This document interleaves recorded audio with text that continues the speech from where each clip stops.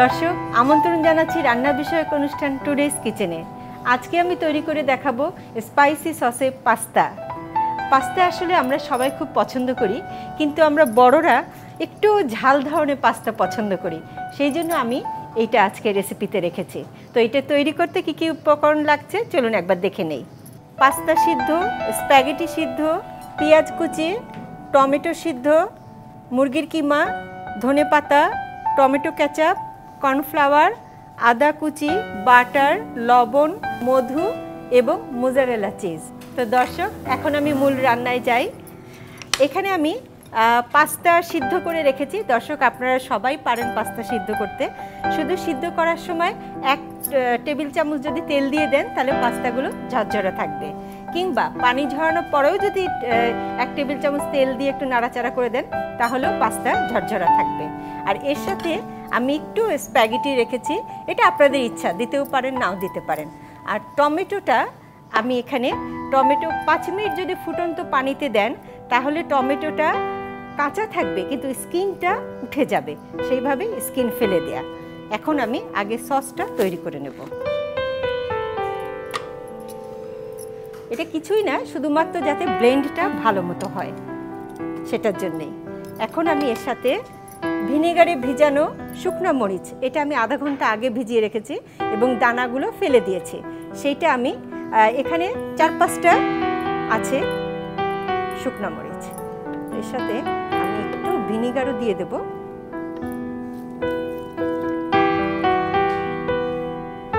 একটু চিনি দেব। দর্শক এতে আমি একটু পানি দেব।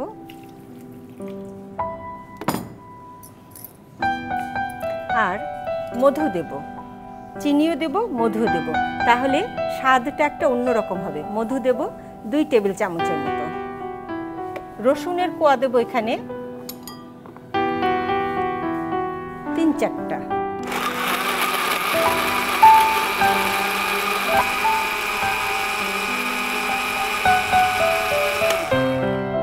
ব্যাস, এইটা দিয়ে যখন আমি সসটা তৈরি করব আসলে তখন এটা কিছুটা সুইট চিলি সসের মতো এটার স্বাদটা আসবে।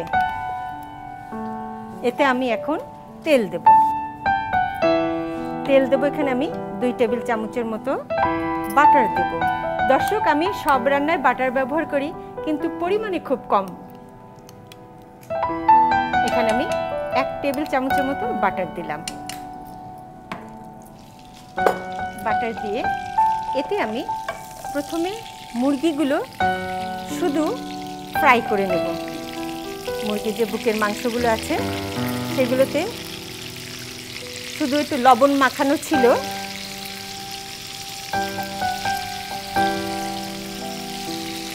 দর্শক আপনারা চাইলে কিন্তু এর সাথে একটু ভেজিটেবল ব্যবহার করতে পারেন। আমি কিন্তু মুরগিটা কিন্তু লাল করব না, একদম যে ভাজা ভাজা সেটা করব না।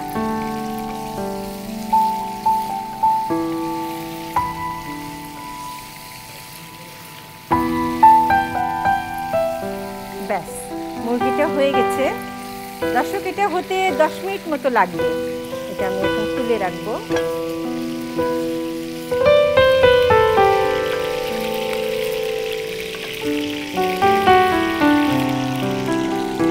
এখন এতে আমি কাঁচা পেঁয়াজ দেব, অল্প 4-5টা কাঁচা পেঁয়াজ।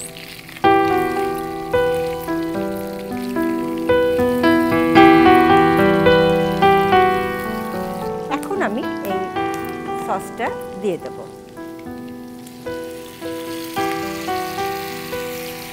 এখন আমি এর মধ্যে একটু টমেটো সস দেব। টমেটো সস দেব 1 টেবিল চামচ। আর আদা কুচি দেব আমি 1 টেবিল চামচের মতো। আদা কুচি ফ্লেভারটা আমি চাচ্ছি যে পাস্তায় থাকুক। এবং রসুন কুচি দেব খুব সামান্য, 2 কোয়া হবে, কারণ পাস্তার মধ্যে কিন্তু রসুন আমি দিয়েছি।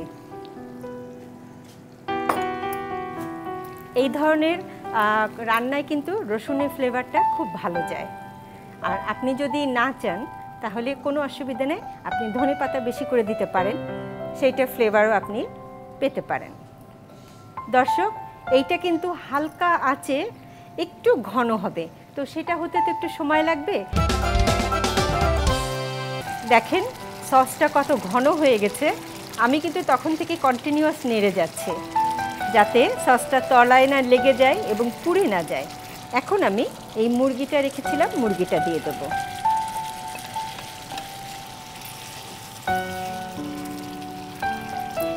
আমি দর্শক এই ফাঁকে ছোট্ট একটা রেসিপি বলে দিচ্ছি। আপনারা জাস্ট চিকেনটা ফ্রাই করে এই সসের মধ্যে দিয়ে 5 মিনিট সতে করে নিয়ে যদি খাবার টেবিলে দেন চমৎকার হবে। হ্যাঁ, জালটা কমিয়ে দিলাম। ওয়েস্টার সসটা আমি এখানে 1 টেবিল চামচের মতো দেব এবং ওয়েস্টার সসটা আমি লাস্টে দিলাম। তাহলে হবে কি, ওয়েস্টার সসের আলাদা একটা ফ্লেভার আছে এবং একটা টেস্ট আছে, সেটা পাস্তার সাথে মিশে অপূর্ব একটা অ্যারোমা তৈরি হবে। এখন আমি স্প্যাগেটি কিছুটা দেব, কিছুটা স্প্যাগেটি দেব। আমার কেন যেন ভালো লাগে স্প্যাগেটি আর পাস্তা দুটো একসাথে মিক্সড করে করতে। পাস্তা দিলাম, দিয়ে এখন আর বেশি নাড়াচাড়া করব না, বেশিক্ষণ চুলোয় রাখবো না। এখন জোরে আঁচ দেব।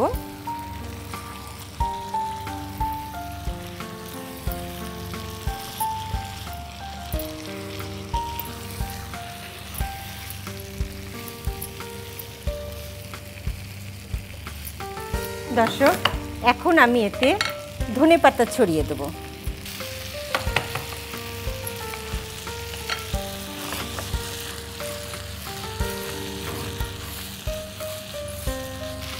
ব্যাস, এবার আমি চুলোটা বন্ধ করে দেই, দিয়ে এখন আমি ঢেলে ফেলব।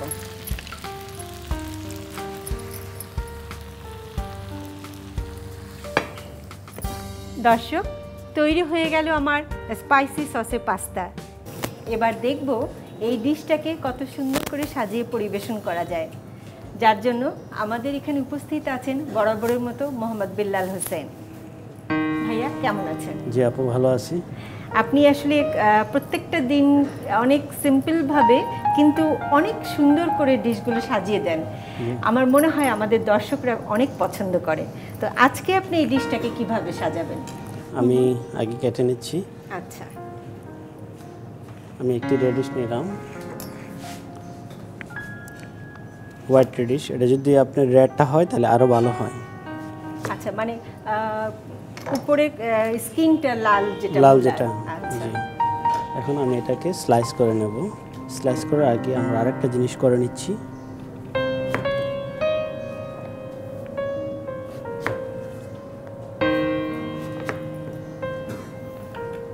একটু অ্যাঙ্গেল করে আমরা কেটে নিয়েছি।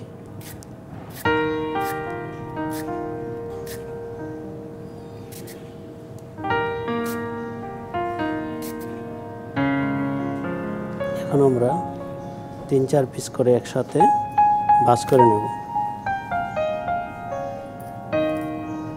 এক একটা সেট করে নিচ্ছি আমি।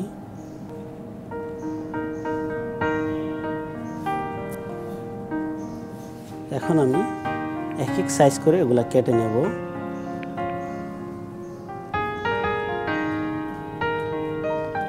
এখানে আমরা 3 সাইজ করব। একটা একটু বড় রাখবো, তারপর একটা মিডিয়াম, তারপর একটা একটু ছোট। এটা আরেকটু ছোট করে কাটবো।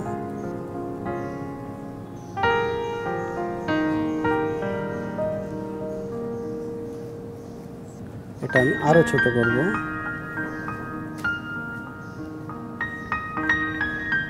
এখন আমি একটু গাজর নিচ্ছি, এটাকে রাউন্ড করে কেটে নেব।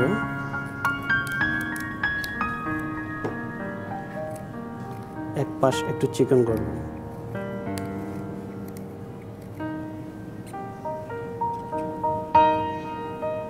তারপর আমি এখানে একটু ডাবিয়ে মাঝামাঝি কেটে নিচ্ছি। তারপর এখান থেকে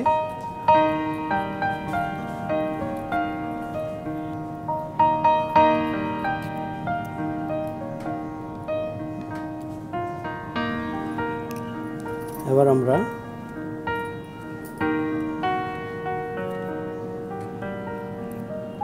এখানে একটু আড়াআড়িভাবে কেটে উঠিয়ে নিচ্ছি, যাকে জিগজ্যাগ কাটিংয়ের মতো বলা হয়। এখানে আমরা মাঝে একটি টুথপিক বসিয়ে দেব। প্রথমে যে বড় আটা আছে এটা আমরা একটু কেটে নিচ্ছি। তারপর আমরা এক একটা করে গেঁথে নেব।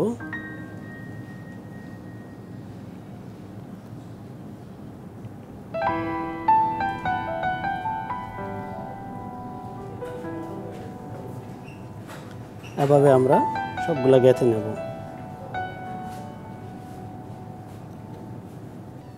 যেহেতু আপনার ডিশটা একটু লাল পাস্তাটা, হ্যাঁ তাই কিন্তু সাদা দেওয়া হয়েছে। আচ্ছা একদম লাস্টে আমরা যে ছোটোগুলো আছে ওগুলো আমরা কাটবো। এখন যদি এটা আমরা একটু ডিপ পানিতে, ঠান্ডা আইস বরফ পানিতে ভিজিয়ে রাখি তাহলে এটা আরও ফুটবে। আরো ফুটবে, হ্যাঁ জি, ঠান্ডা বরফ পানিতে।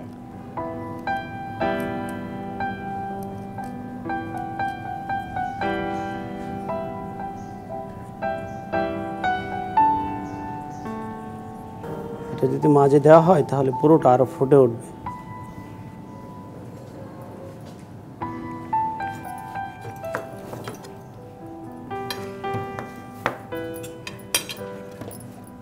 দুপাশ থেকে একটু কেটে নিলাম। এখন আমি এটাকে একটু অ্যাঙ্গেল করে কাটতেছি।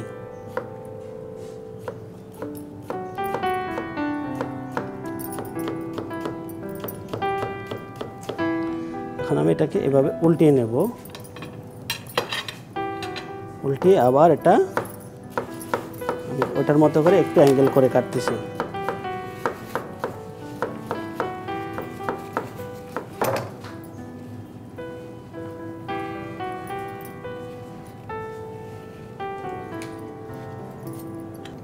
এটা আমি এক পাশে বসিয়ে দিচ্ছি, আর এগুলো আমি মাঝে বসিয়ে দেব। এর মাঝে আমি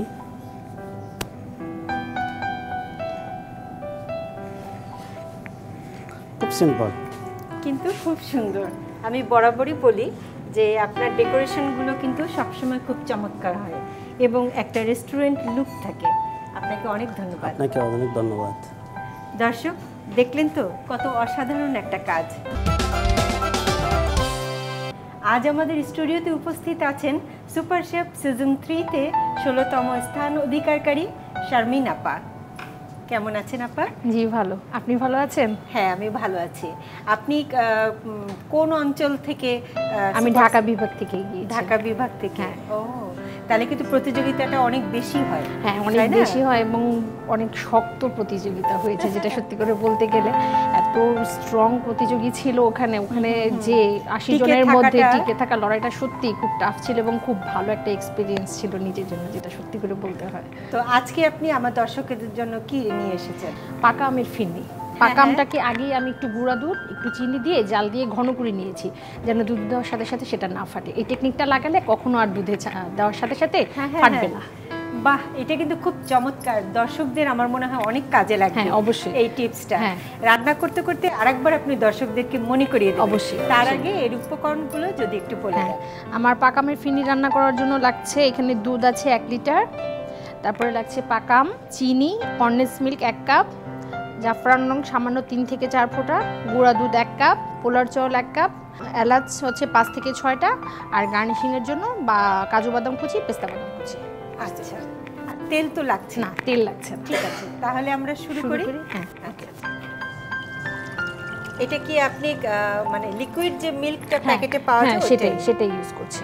আচ্ছা আচ্ছা, আমি দুধটার মধ্যেই এলাচি দিয়ে দিচ্ছি 5 থেকে 6টা। আর ফিরনি জিনিসটার মধ্যে হচ্ছে এলাচিটাই মেন একটা ফ্লেভার। এলাচের ফ্লেভারটাই একদম ভালো লাগে। হ্যাঁ খুব ভালো লাগে। এখন বলক আসা পর্যন্ত আমাদের অপেক্ষা করতে হবে। আচ্ছা আপু, দেখি এখন কি অবস্থা। আমাদের দুধটার মধ্যে বলক চলে এসেছে। এখন আমরা এটার মধ্যে চাউলটা অ্যাড করি। আচ্ছা ঠিক আছে।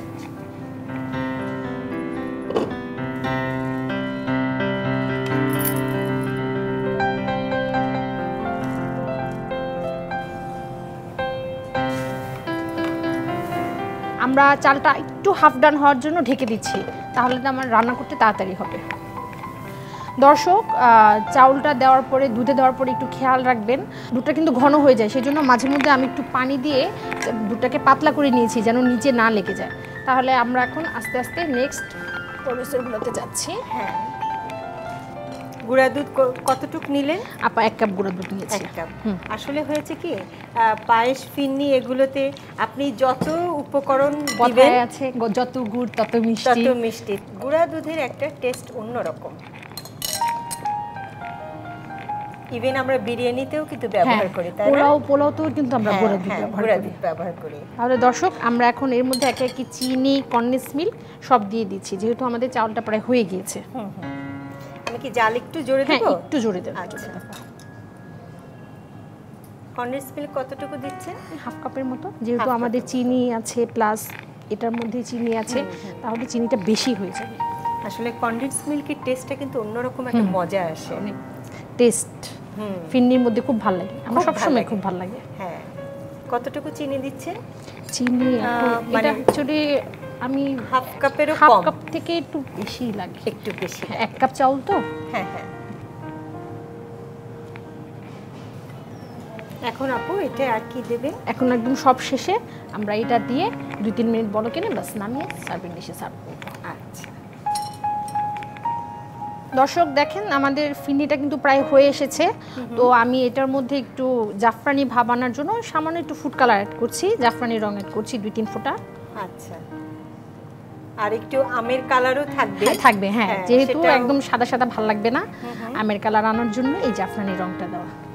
সিক্রেট। আসলেও সিক্রেট। হ্যাঁ। এবং এটা কিন্তু খুব সুন্দর একটা সিক্রেট। হ্যাঁ। তাহলে আমরা এখন আসল জিনিসটাই অ্যাড করে দিই, যেটা নিয়ে আমার খুব ভয়। হ্যাঁ, ইনশাআল্লাহ কিছু হবে না, দেখবেন একদম সুন্দর মিশে যাবে। খুব সুন্দর, কালারটা তো চমৎকার এসেছে। দর্শক আপনারা নিশ্চয়ই দেখতে পাচ্ছেন, খুবই ইয়ামি একটা কালার।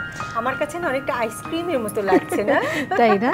হ্যাঁ, এবং এটা ঠান্ডা করে খেতে দারুণ লাগে। হ্যাঁ, অবশ্যই খুবই একটা মজার আইটেম এটা। আর দর্শক খেয়াল রাখবেন, আমটা দিয়ে আমাদের বেশিক্ষণ ওয়েট করার দরকার নেই, জাস্ট ভালোভাবে ব্লেন্ড হয়ে গেলেই আমরা এটা সার্ভিং ডিশে সার্ভ করে ফেলবো।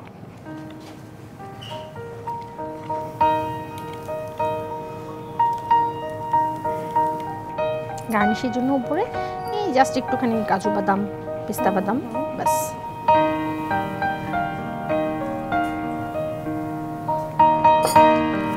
দর্শক পাকা আমের ফিরনি টেস্ট করে দেখবেন কেমন হয়েছে, অবশ্যই ঠান্ডা হলে। এবং দর্শক আপনারা অবশ্যই এটা বাসায় ট্রাই করবেন, খুবই মজাদার একটা ডেজার্ট। এবং অনেক ধন্যবাদ জোবেদ আপা আপনাকে, এবং এনটিভিকেও অনেক ধন্যবাদ আমাকে এরকম একটা কিচেনে আমন্ত্রণ জানানোর জন্য। রিয়েলি আমি খুব প্রাউড ফিল করছি। থ্যাংক ইউ আপা, আপনি কথাও বলেন কিন্তু খুব সুন্দর। আপনিও খুব সুন্দর, আপনাকে দেখার খুব ইচ্ছা ছিল এবং সেই স্বপ্নটা আজকে পূরণ হয়েছে, নিজেকে খুব হ্যাপি লাগছে। Thank you so much. দর্শক দেখলেন তো, আপু যেরকম সুইট করে কথা বলেন সেরকম একটা সুইট ডিশ বানিয়ে রেখেছেন। এটা যদি আপনি বাসায় তৈরি করতে চান, আপনাদের সুবিধার জন্য এর পুরো প্রস্তুত প্রণালী বলে দিচ্ছি আরেকবার। প্রথমে 1 লিটার দুধে 5 থেকে 6টি এলাচি দিয়ে ফুটে ওঠা পর্যন্ত অপেক্ষা করতে হবে। এরপর এর মধ্যে 1 কাপ চাল দিয়ে অল্প আঁচে কিছুক্ষণ রান্না করতে হবে। এরপর এর মধ্যে 1 কাপ গুঁড়া দুধ, half cup condense milk, half cup চিনি ও কয়েক ফোঁটা জাফরান রং দিয়ে ফুটে উঠলে আমের পিউরিগুলো ঢেলে দিয়ে ভালো করে মিশিয়ে তুলে বাদাম কুচি দিয়ে সাজিয়ে পরিবেশন করতে হবে। ব্যাস তৈরি হয়ে গেল পাকা আমের ফিরনি। দর্শক, আমরা আমাদের অনুষ্ঠানে ভিন্নধর্মী রান্না দেখাই যেমন, তেমনি দেশীয় কিছু রান্নাও দেখিয়ে থাকি। সেগুলো যদি আপনাদের ভালো লেগে থাকে তবেই আমাদের এই অনুষ্ঠানের সার্থকতা। আপনারা সবাই খুব ভালো থাকবেন এই শুভকামনায় এখানেই শেষ করছি। আল্লাহ হাফেজ।